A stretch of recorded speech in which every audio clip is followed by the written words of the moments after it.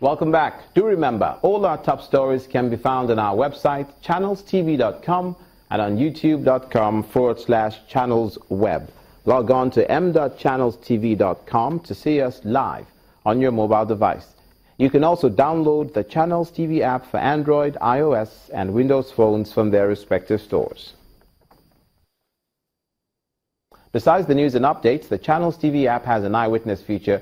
We encourage you to use it to share those pictures, videos, or news of happenings around you. Just install the app, then tap and swipe to reveal the eyewitness menu and follow the instructions. Now, Yobe State is stepping up its check on a polio outbreak. Part of the strategy of the government is the establishment of a polio outbreak response centers at designated checkpoints across major towns in the state. The centers are expected to accommodate cases of polio at entry points and dispense to them to avoid a spread. With the confirmation of 2 new cases of poliovirus in Borno State, northeast Nigeria, other states are taking nothing to chance in fighting the virus, and so is Yobe State. Major cities like Damaturu and others now welcome health workers on daily basis, but more attention is on the border towns where the authorities believe there is need for all to be on alert.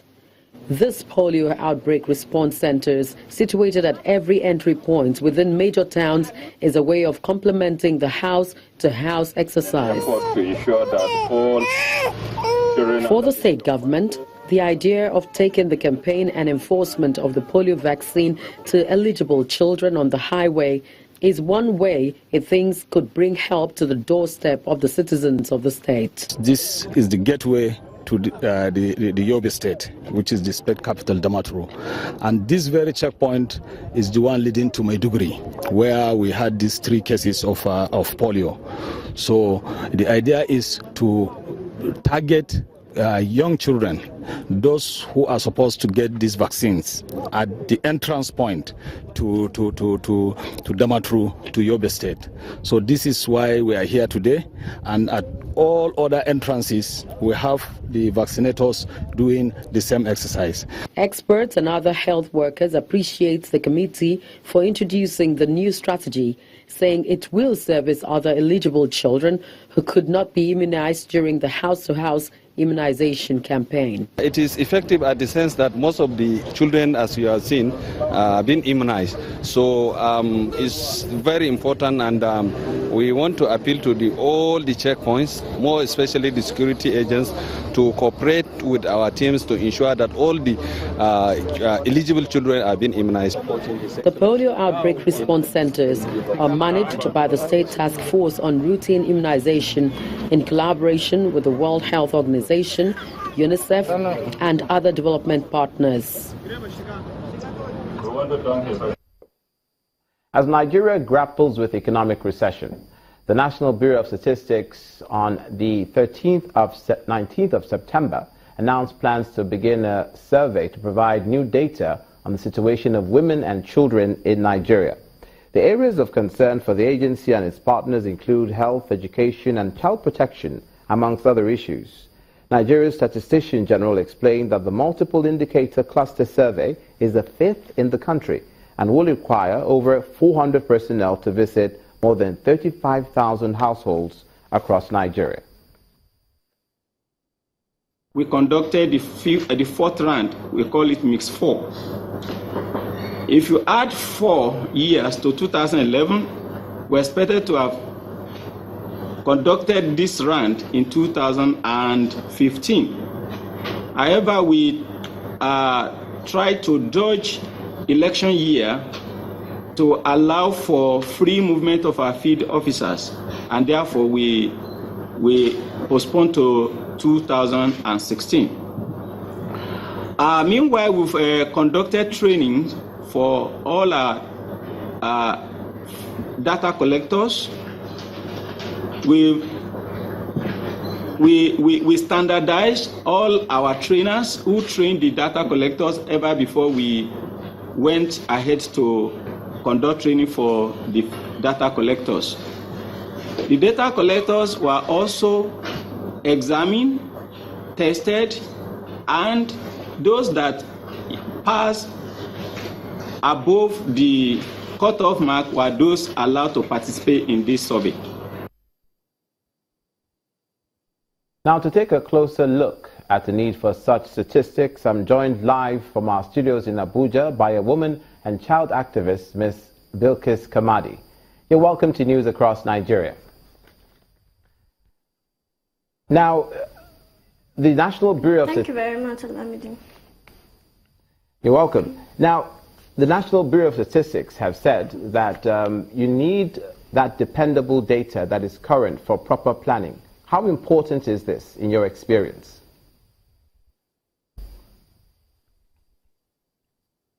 In my experience, I'm going to say the data are important, but how are they? What efforts are they making to get the data? How are they getting the data? Are they just going to towns, or are they really going out to villages? Are they really going out to places? Because, like in the FCT, we have some villages where you cannot even where you don't have a motorable way. We have villages where you only use bike. We have villages where you only use you go by boat. How do they go to that place, those places? Have they been to such places? Have they really gone out to the urban areas, like in the villages, in the grassroots, where these women who are really in need, women and children who are really in need of this help in terms of education, health, malnutrition, and all? Have they really gone to those places? It is important to get these data, but what efforts are they making? Are they just going out to places they feel they can just go to, or are they really going out, reaching out to those women, reaching out to those children, reaching out to youths, reaching out to mothers and daughters down in the grassroots who really need this help? How do you perceive that? How then do you perceive government's involvement in the protection of rights of women and children?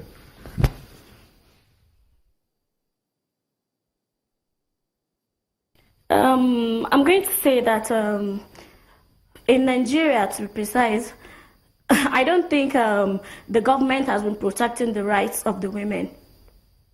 I'm going to say that because why? It is only women who are enlightened that even know about their rights. A lot of women I've met, a lot of women I've interacted with, a lot of women I've met during my course of philanthropy, a lot of women I've met in the grassroots do not know anything about their rights. Okay, let's take the case of a woman I had whose husband stabbed her in the eye just because of assumption. He just assumed she's having an affair. What rights does she think she has? She doesn't know anything about the rights. When you take things like that to the head is supposed to take it to the local council. Things like that don't happen. The women in Nigeria don't what about the children? It is only enlightened women. Even the women who are even enlightened, it is few of them that really know how to exercise their rights. So you have a problem with the enlightenment of women across the board as to what their rights are. Do you think the government is doing enough to make women aware of their rights?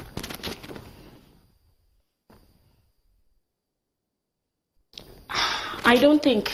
The government is doing, I don't want to say nothing, but the government is not doing, the government is not doing enough to make women understand their rights, to let women you're on the ground.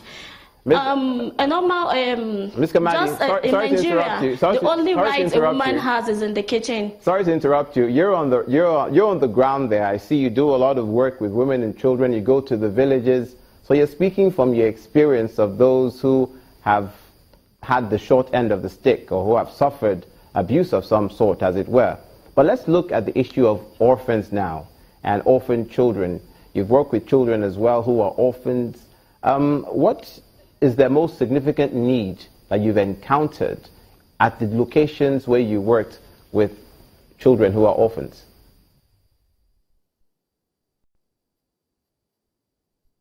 I'm going to say the most significant needs so far is that of education and then malnutrition. You know, when you go to these places and you meet these people, sometimes when you meet with a child, you tend to even shed tears. You tend to cry because you see a child standing and then you'll be able to count his or her rapes. You understand? There are children. There's a village called Peti in FCT here.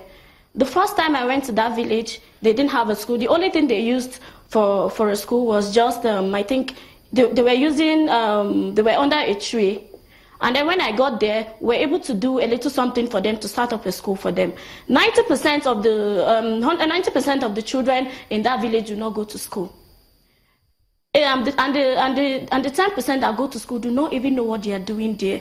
The Nigerian government has to do something about the orphans. Not even the orphans. We have orphans who are well-to-do. We have orphans who are living fine. There are children who are even living below the poverty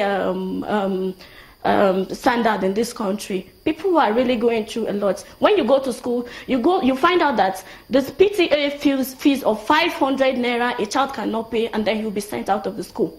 Some of these public schools do not have school fees. They just pay 500 naira for the PTA fees. But you find out that it's even difficult for these probably children to pay. Okay, we certainly hope that the government works more closely with the private sector and individuals such as yourself to bring home, to fill that gap concerning the need for women and children. Thank you so much for speaking with us.